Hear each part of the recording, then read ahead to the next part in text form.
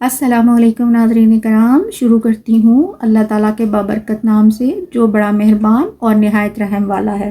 حضرت سلیمان علیہ السلام کی انگوٹھی جب جن سخرہ نے لے لی اور لوگوں نے انہیں پہچاننے سے انکار کر دیا اور ان کو بالکل تنہا چھوڑ دیا، تو انہوں نے مچھیروں کے ہاں ملازمت کر لی۔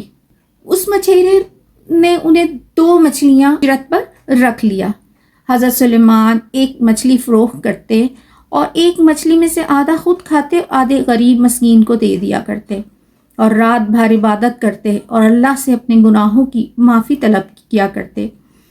ایک روز وہ سو رہے تھے کہ سانپ نے سوتے دیکھا تو سبزہ منہ میں لے کر ہوا کرنے لگا۔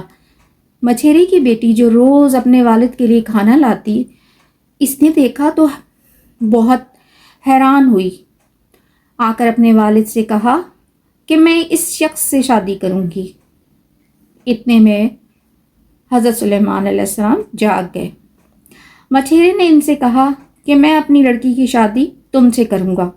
انہوں نے کہا کہ میں تو تمہارا ملازم ہوں، اتنا کماتا بھی نہیں، پھر اس کی کیسے ضرورت پوری کروں گا؟ اس نے کہا کہ میں کھانا خود دے دیا کروں گا۔ اس طرح حضرت سلیمان کی شادی مچھیرے کی بیٹی سے ہوئی اور وہ اس کے گھر میں رہنے لگے۔